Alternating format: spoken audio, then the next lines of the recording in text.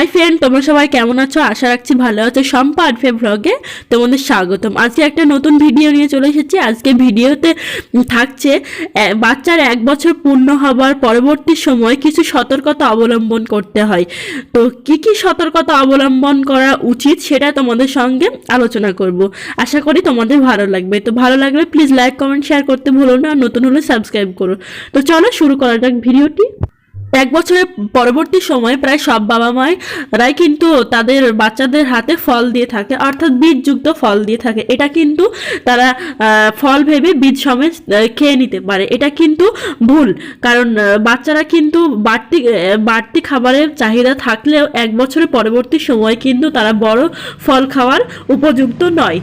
তাদেরকে যত যত সম্ভব জুস করে দেওয়ার চেষ্টা রাখতে হবে, তাতে তাদের খাওয়ার সহজ হবে। 1 বছরের পরবর্তী সময় কিন্তু প্রায় সব বাচ্চারাই ম্যাক্সিমাম হাঁটা শিখে নেয় কিংবা হামাগুড়ি দেওয়া শিখে নেয়। এই সময় কিন্তু বাচ্চাদের যে কোনো স্থানে আঘাত পেতে পারে, কারণ বাচ্চারা কিন্তু এক জায়গায় তখন স্থির থাকে না, এখানে সেখানে ছুটোছুটি করে। এই সময় কিন্তু বাচ্চাদের হাতে কিংবা মাথায় অনেক স্থানে আঘাত পেতে পারে। যেমন তারা হাঁটা শেখার সময় বারবার পড়ে যাওয়া, আবার পুনরায় চেষ্টা করা, এই সময় কিন্তু বাচ্চাদের মাথায় কিংবা হাতে অনেক স্থানে আঘাত পেতে পারে। এই সময় কিন্তু বাচ্চাদের বেবি হেলমেট ব্যবহার করা কিন্তু গুরুত্বপূর্ণ একটা বিষয়। তো এইদিকে কিন্তু নজর দেওয়া একদমই সঠিক কাজ হবে। 1 বছরের পরবর্তী সময়ে কিন্তু এগুলো বাবা মাদের নজর দেওয়া কিন্তু একদম সঠিক কাজ। এছাড়াও বাচ্চাদের সামনে চা কিংবা কফি খাওয়া, সেটা যে কোনো কেউ হতে পারে, সেটা বাবা মা যে কোনো কেউ ব্যক্তি হতে পারে। হয়তো তাদের কোনো ব্যক্তিগত কাজ থাকতে পারে, সেই সময় কিন্তু বাচ্চাদের আশেপাশে গরম চা কিংবা কফি রাখা একদমই নিরাপদ নয়। সেটা কিন্তু বাচ্চারা হাত দিতে পারে, এতে কিন্তু বাচ্চাদের মারাত্মক ক্ষতি হতে পারে। তো এদিকে কিন্তু একদমই নজর দিতে হবে, এড়িয়ে চলা যাবে না। এগুলো কিন্তু খুব ছোট ছোট বিষয়, কিন্তু এগুলোতে নজর দেওয়া খুব বেশি প্রয়োজন। এছাড়াও 1 বছরের পরবর্তী সময়ে যখন বাচ্চাদের বাড়তি পুষ্টির প্রয়োজন হয়, তখন কিন্তু অনেক বাবা মাই চেষ্টা করে বাচ্চাদের বাড়তি খাবার দেয়, এতে ফাস্টফুড দিয়ে থাকে। এতে কিন্তু বাচ্চাদের মারাত্মক ক্ষতি হতে পারে। তেলযুক্ত খাবার দেওয়া কিন্তু বাচ্চাদের একদমই সঠিক কাজ নয়। এটা সব বাবা মাদেরই এড়িয়ে চলা একদম সঠিক কাজ। 1 বছরের পরবর্তী সময়ে এইসব যেগুলো আমি তোমাদের সঙ্গে আলোচনা করলাম, এগুলো কিন্তু সব বাচ্চাদের সঙ্গে হয়ে থাকে, সেটাই তোমাদের সঙ্গে তুলে ধরার আমি চেষ্টা করলাম। এছাড়াও বীজযুক্ত খাবার, সেটা তো বললামই। বীজযুক্ত খাবার কিছু কিছু বীজ আছে যেটা খাওয়া কিন্তু ভালো, কিন্তু সেটা কিন্তু বাচ্চাদের ক্ষেত্রে প্রযোজ্য নয়। সেটা বাচ্চাদের হজমের ক্ষতি হতে পারে কিংবা তাদের ঠিক মতো হজম না হতে পারে, সেই কারণেই।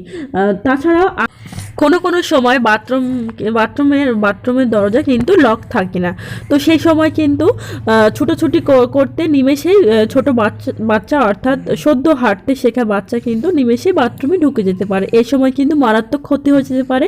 তো সেই দিকে কিন্তু একদমই ভুল করা যাবে না, এদিকে কড়া নজর রাখতে হবে বাচ্চাদের। এই সময় কিন্তু বাচ্চাদের জলের প্রতি নেশা হয়ে থাকে, যেখানে জল দেখা যায় সেখানেই লক্ষ্য করা যায় বাচ্চারা দৌড় দিয়ে সেখানেই যাচ্ছে। তো সেই দিকে কিন্তু নজর দিতে হবে। জমায়েত জল কিংবা তাদের স্নান করানোর জায়গা, এই সমস্ত জায়গায় কিন্তু বাচ্চাদের একা ছাড়া যাবে না, অর্থাৎ জল দেখে তারা কিন্তু ছুটোছুটি করবে, তো সেখানে একটা মারাত্মক ক্ষতি হয়ে যাওয়ার সম্ভাবনা থাকে। সেই দিকে কিন্তু একদমই বাবা মাদের এড়িয়ে চলা যাবে না, লক্ষ্য করতে হবে যাতে বাচ্চা সেই দিকে না যায়। বেড সুইচ কিন্তু একটা কমন ব্যাপার, সবার কিন্তু বেড সুইচ হয়ে থাকে, কিন্তু এই দিকে একটু নজর দিতে হবে।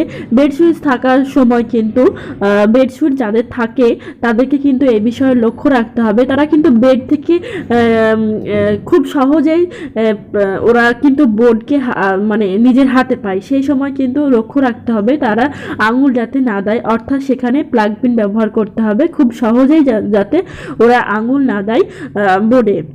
তো সেখানে কিন্তু একটা মারাত্মক ক্ষতি হয়ে যাওয়ার সম্ভাবনা থাকে। তো এগুলো কিন্তু 1 বছরের পরবর্তী সময় অর্থাৎ 1 বছরের ঊর্ধ্বে এই বাচ্চাদের সঙ্গে এগুলো হয়ে থাকে। তো আমার বাচ্চাকে সবসময় এছাড়াও এখন শীত এসে গেছে, অর্থাৎ এখন ডিসেম্বরের শেষে, তো এখন ডিসেম্বরের সময়তে কিন্তু শীতের আবির্ভাব হয়ে গেছে। তো এই সময় কিন্তু বাচ্চাদের দেশের প্রতি একটু কড়া নজর দিতে হবে, যেহেতু ওয়েদার চেঞ্জ হচ্ছে, বাচ্চাদের ঠান্ডা সর্দি অনেক রোগের আবির্ভাব দেখা যায়। তো এখন কিন্তু দেশের বিষয়ে কড়া নজর রাখতে হবে, অর্থাৎ ফুল হাতা ড্রেস পরিধান করাতে হবে। সব সময় এটা মনে রাখতে হবে, বাচ্চাদের কিন্তু বড়দের তুলনায় সবসময় ঠান্ডা বেশি গরম বেশি এটা কিন্তু হয়ে থাকে। তো বাচ্চাদের কিন্তু এক্সট্রা একটু কেয়ার করা প্রয়োজন। এই সমস্ত বিষয়গুলোর দিকে লক্ষ্য রাখলে তবে একটি বাচ্চার সঠিকভাবে কেয়ার করা হবে। 1 বছর পূর্ণ হওয়ার পরবর্তী সময়ে কিন্তু বাচ্চাদের অতিরিক্ত একটু কেয়ার করা বেশি প্রয়োজন আসে। তো আমার ভিডিওটি এখানে শেয়ার করলাম। আমার বাচ্চাকে কিন্তু এভাবে আমি কেয়ার করে থাকি, এভাবে যত্ন নিয়ে থাকি। তো তোমাদের যদি ভিডিওটি ভালো লাগে তাহলে প্লিজ লাইক কমেন্ট শেয়ার করতে ভুলো না। আর নতুন হলে প্লিজ সাবস্ক্রাইব করে পাশে থেকো আমার এরকম আরও নতুন নতুন ভিডিও পাওয়ার জন্য। এখানেই বিদায় নিলাম।